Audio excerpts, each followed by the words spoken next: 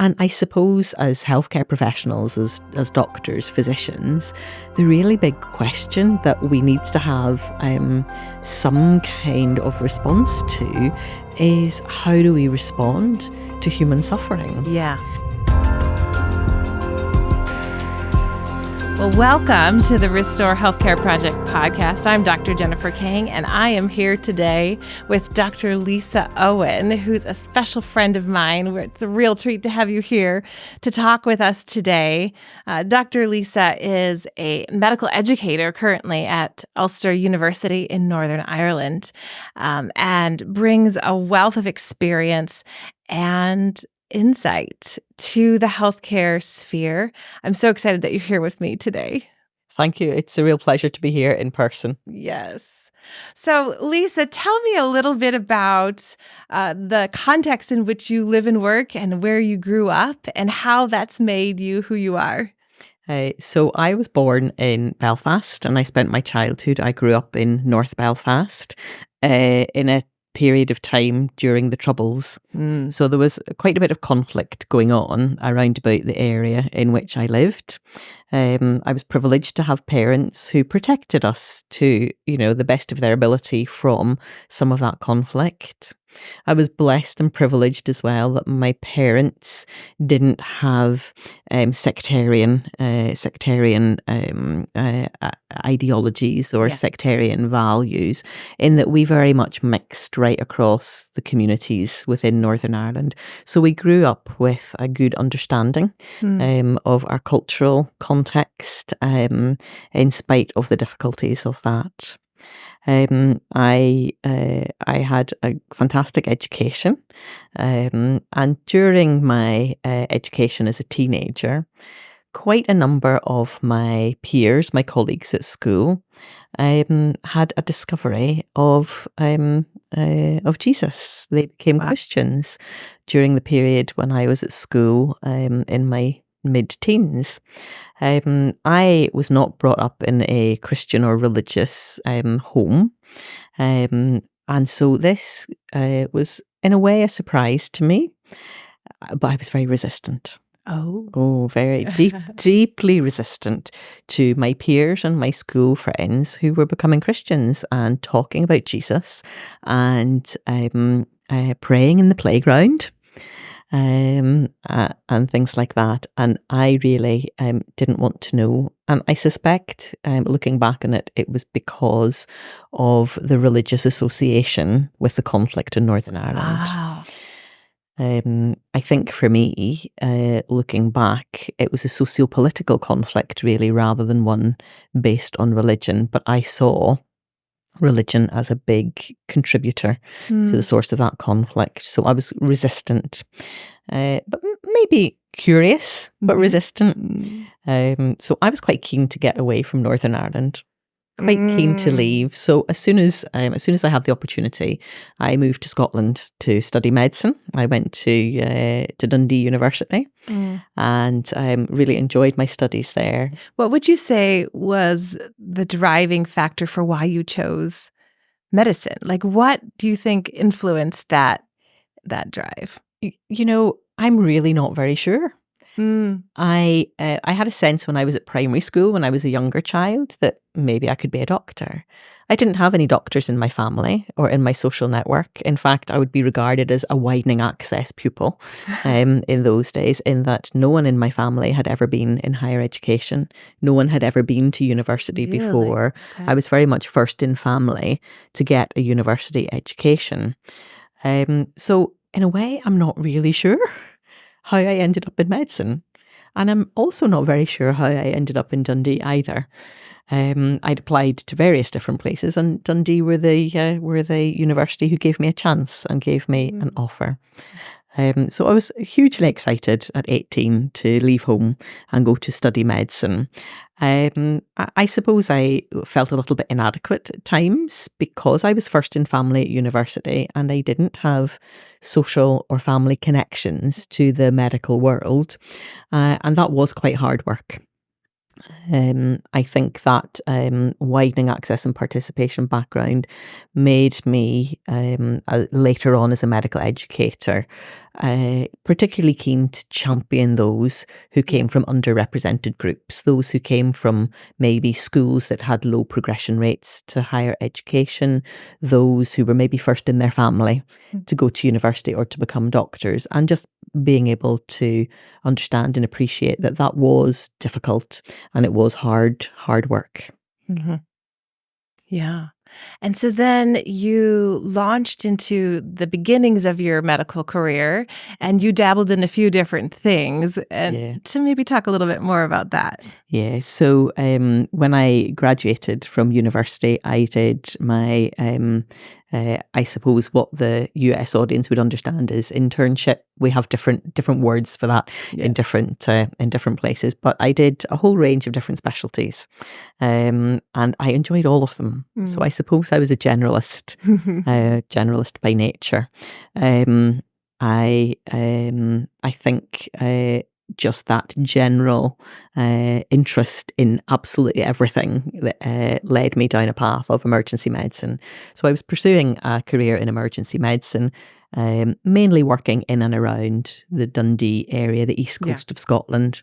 But I also had a fantastic time in Sydney, Australia, where I worked in a large tertiary trauma centre for a period of time as part of building my skills up, working towards a career in emergency medicine. Yeah. So what happened? How did you get to where you are today in medical education? Yeah, so I returned to Scotland after my period of time in Australia, and I was in my training program in emergency medicine, and I was taking my postgraduate exams and so on, and I just had a sense that the department that I worked in, there were maybe some challenges in that department, Ah. and I didn't feel comfortable in that department, and I just thought, is this for me? Is this really what I want to wholeheartedly commit to? Mm. Um, and I just needed a bit of time to reflect. So I just needed to step out of the busyness of that kind of work environment. And so I stepped into medical education to enhance my resume, CV, portfolio of skills. Oh, was So that I going to took, be a temporary? yeah, very much. It was a 1 year part-time job, and I just really wanted to do that to give me a bit of space Mhm. to work out, do I really want to go all in this emergency medicine career? And I moved into the medical education job part-time whilst maintaining a bit of emergency medicine to maintain my Mm. skills, and actually discovered I loved it.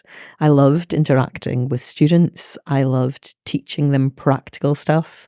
Clinical and communication skills has always been my interest, Mhm. and I'm very practical and hands-on, more so than lecturing or delivering didactic content. Just love that literally hands-on approach with medical students. And I got to the end of the year, and they offered me a permanent job, and I took it. Wow. So I've just gradually decreased the proportion of clinical work that I've been doing, and gradually increased the amount of education work I've been doing. Mhm. And I've moved around a little bit in my part-time clinical specialty since that time, to the extent that now I work with primarily care of the elderly, geriatrics or gerontology. I know there'd be different terminology Yeah. in different contexts. So now you are at Ulster University, and I should say you're not speaking for Ulster University Well, while you're here. I'm here as me today. Yes, with your personal insights. And you have a lot of innovative ideas and insights as you are pursuing medical education. And one of them that we really want to glean from today is your insights about how your relationship with Jesus affects your work and affects your calling. Maybe you could speak a little bit to that. How is your worldview that includes Jesus. How does that influence you? Yeah, so my worldview is that I do consider myself a follower of Jesus. I consider that I have a spiritual life in that sense, and I think that the teachings of Jesus and the worldview laid out in a biblical context, if you like, biblical critical theory, perhaps. I think it is the benchmark that, for me, offers the most satisfactory response to life's biggest questions. The big questions of life, like why am I here? What's my purpose? How do I make sense of the world around me? And I suppose as healthcare professionals, as doctors, physicians, the really big question that we need to have some kind of response to is, how do we respond to human suffering? Yeah. And I did find that the other worldviews, and there's a variety of different worldviews, I found that those other worldviews didn't give me intellectual or actually spiritual satisfactory responses to that. Yeah.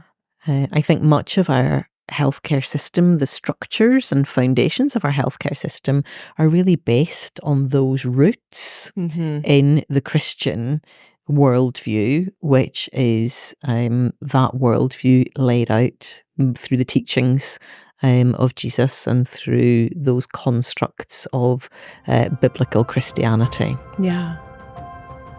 Hey, Healthcare Tribe, I hope that you have been impacted by what I've brought through this podcast.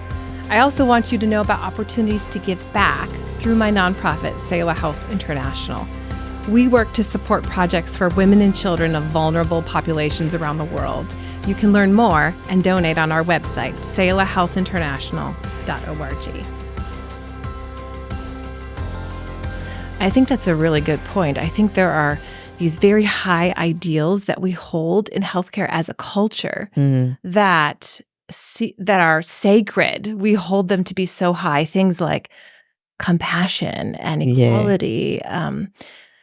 And perhaps you can speak to that, where these actually came from and the worldview that influenced those ideals that we think are so ubiquitous to healthcare. Yeah, indeed. I think that, you've named some of them. You've talked about compassion. Yeah. We could also talk about the honor and dignity of people, of humans, and the inherent value that they simply have as people. And that is fundamentally a construct which comes directly from a biblical worldview, from the teachings of Jesus. Yeah. One of the other ones that you mentioned, equality, diversity, and inclusion. That's quite a hot topic in our context. And I think, just that value of treating people, diverse people, as welcome and included. To me, when I look at the life and actions and teachings of Jesus, he was the ultimate leader and demonstrator of a genuinely equal, diverse, and inclusive community and society. Yeah. We can sometimes associate equality, diversity, and inclusion with different ideas, but actually Jesus was the person who really included everyone in his welcome and affording everyone the honor and human dignity. So I think that's a really key one. It is such a high value for us, and we try to really draw our medical students, our nursing students into this idea that we counterculturally see people and treat them equally and afford them all equal dignity, no matter their race, their religious context, their sexual identity. All of that becomes a wash when we focus on their human dignity. We see that in the life of Christ, the way that he counterculturally interacted with the people in his environment and shocked people of his day in the way that he valued each one and saw them individually. That's actually a high value in healthcare, but it actually has its roots in this biblical worldview. What kind of context do you create in your workspace for your religious experience, your spiritual experience? Because I think you would contrast your experience with Jesus as something different from a religious experience. Yes, I think there is in the academic literature, we've identified that there are helpful definitions to differentiate between religious affiliations and spiritual experience. Maybe we'll talk about that on another occasion. For me, I suppose a simple way of looking at it is that religious practice is very much that. It's behaviour orientated and it's practices.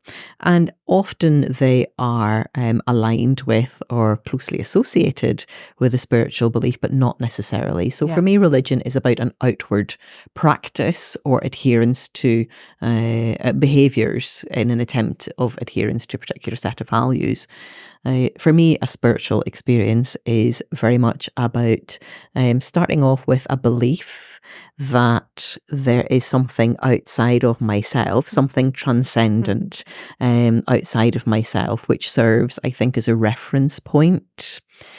I think it's helpful to have that reference point when we talk about things like bioethics, when we talk about things like compassion, when we talk about lots of the values and so on that we're looking to. So for me, it's about a belief in a transcendent being. Yes. That I would call God. Yes. And that actually I can have a connection and communication with God. Yeah. And I suppose that for me is the difference between a set of religious practices, which may often be corporate, visible to others, whereas for me, it's about a relationship with Jesus that is a dialogue and a personal connection. And that, of course, may lead to corporate practices and shared experiences, but it starts off with the belief that God is transcendent and that I can connect and be a follower of the teachings of Jesus and the way that he modelled his life and practices. And even Jesus himself was often deeply critical of the religious leaders of his day. Yes. And accused them of hypocrisy. And we see the same thing in our modern day, don't we? That sometimes there are religious leaders who are perceived as being hypocritical. So that's something I try to avoid. Yeah. So it sounds like daily dialogue in your relationship with Jesus. Does that mean that you don't leave him home when you go to work? Because I suppose I've described my worldview as a transcendent God and an intimate relational connection with Jesus, then how could I? How could I leave? How could I leave that at home? Because it should permeate and does permeate everything that I do. I guess as I have matured, I have appreciated that I have a lot of different hats. I have a lot of different roles. And sometimes it's easy, isn't it, to, be a different person? To portray, to put on different masks and different personas in different contexts. And I suppose I'm at a stage of life now where I really just try to take me to the workplace. Authenticity of who you are includes this relationship with Jesus. Yeah. Could you give us some examples of some of the perhaps little practical details of your daily life? Where does that influence maybe some of the things that you do on a daily basis? Yeah. So I guess we could talk about religious practices. They're often corporate. They're often associated with religion.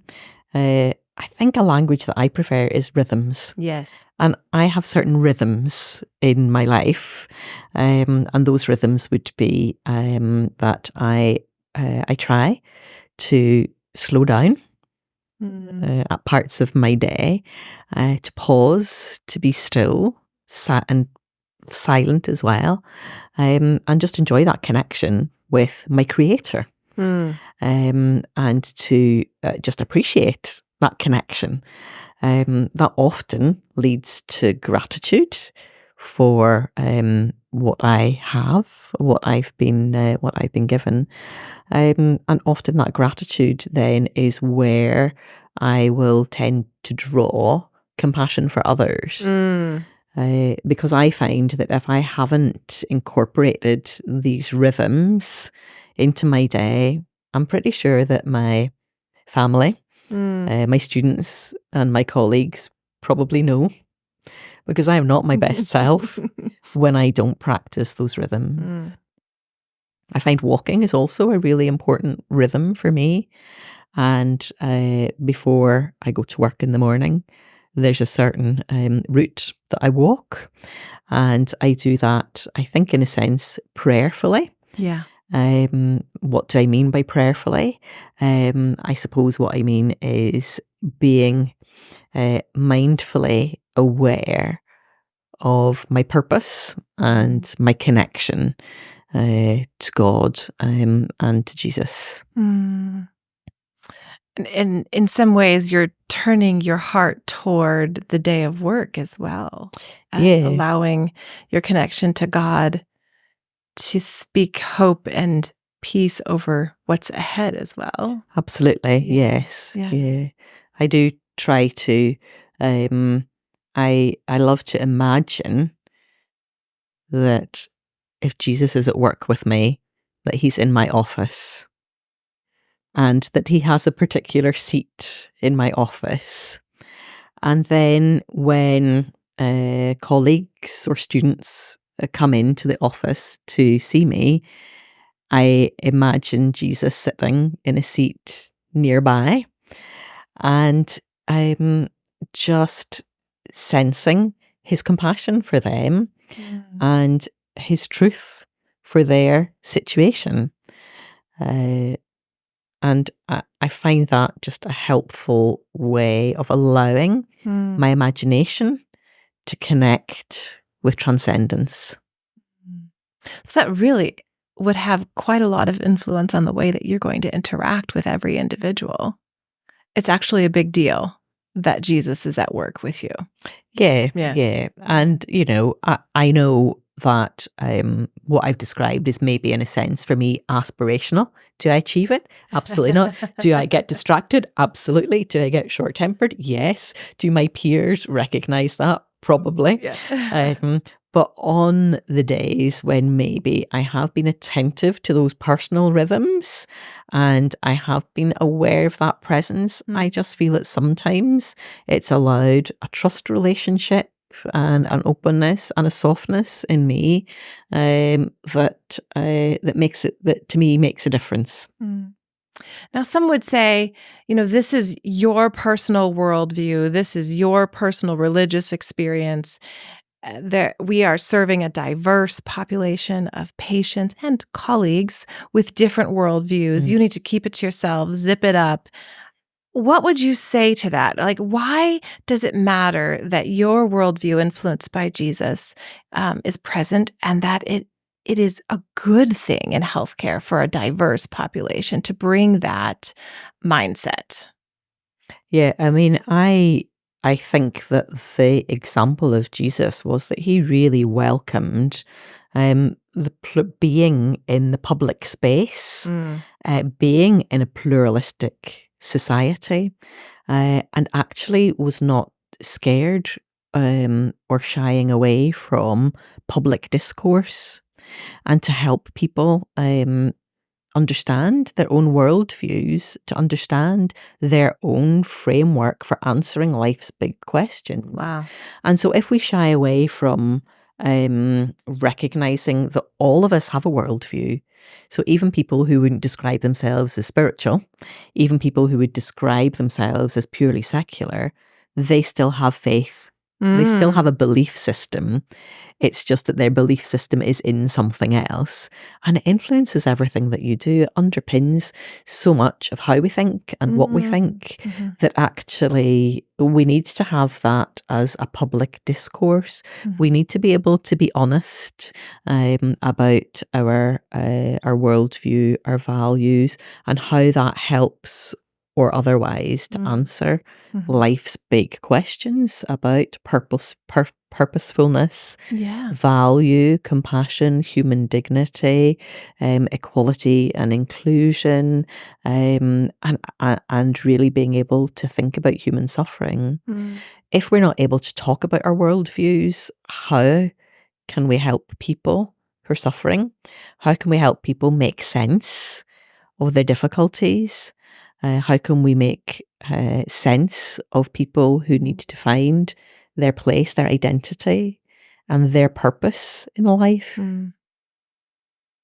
And as we're innovating, you know this in particular in the new medical school, as you're innovating and trying to create language for the next generation to understand these goals and these ideals in healthcare, we learn from each other, don't we? And we hold up our worldviews, we discourse on them, and we compare them to these ideals that we think that we want to perpetuate in healthcare. Do you find yourself able to have these discourses, and does that actually create new innovation when we learn from each other that way? Yeah, absolutely. Discourse is fantastic. I work primarily in academia, and critical theory and a whole range of critical theories have really driven much of our political movements, social movements, and various kinds. And, I think that there is a biblical critical theory that actually can bring really helpful perspectives into our academic discourse. I love that you are unafraid. You are unafraid to be authentically you and to bring your thoughts and bring your ideas, and you bring them in service. Such a humility is required to have that discourse effectively. And you really have modeled that well. I have a question that I ask all of my guests, and I'm really curious to know what your perspective is going to be. You believe that Jesus belongs in the healthcare spaces. And if you were to use your imagination, where would you picture Jesus being in a hospital setting? Where would he be? What's your first imaginary thought? We had a discussion last night, didn't we? We did. Where we had a bit of terminology. Some transatlantic translation was required because I referred to a particular room in a hospital using the word sluice, and it was the place where disposal of body fluids and so on was carried out. And what was it you called it? Well, we finally decided after much ado that this would translate into a biohazard room. Biohazard room. Yes. So I think that Jesus might be in the biohazard room. Why do I say that? Yes, why? I think, life's busy for healthcare professionals now, isn't it? Yeah. There are so many pressures. There are so many demands. There's compassion fatigue. Often, isn't there? There's some, real moral injury where people want to provide a compassionate care to people and feel unable to do so within the constraints of their working environment. And I think sometimes that the sluice, the biohazard room, is sometimes a place where people just might, those healthcare compassion givers, carers, might be able to find just a moment of space and peace to just take a few seconds and breathe in and breathe out again and remember why am I here? Mm. And you pictured Jesus being there in that most undignified place where I will admit some of us do go to hide for just a few seconds of like, nobody will talk to me here. I'll get a few minutes. I will take care of these dirty instruments and I'm going to breathe. And you picture Jesus being there Yeah, with us in that moment of exhaustion, of need, of finding that you're at the end of what you have to give. He would be there. absolutely. That's such a beautiful picture. To me, that brings such a sense of hope. And your experience with Jesus is that he cares for us in that, us, the clinicians, Yeah. in that. Where would you picture Jesus being in your medical school? Oh, he's in my office. Oh, he's in your office. He's got the comfy chair. I love it. So he's relaxed in your office. Yeah. Mm. That picture, I think, would influence me to step back from my stress, my strain, realizing he's not stressed and he's there with me to find solutions forward for every single important detail of my workday. This has been super special to have you here with me today, Lysa. I know we have a lot more that we can delve into and glean from your experience. I can't say thank you enough for what you've shared today. I'm looking forward to next time. Very good. Thanks for being with us. This has been Restore Healthcare Project. Hey there, I want to tell you about an opportunity for you to get involved with us at Selah Health International on an upcoming mission trip. We are taking a team of health professionals to Bangladesh in March of 2025 to teach nursing and medical students and to minister the hope of Jesus. If you are interested in being on this team with me, you can find out more on our website, selahhealthinternational.org. Click on Get Involved and volunteer to apply.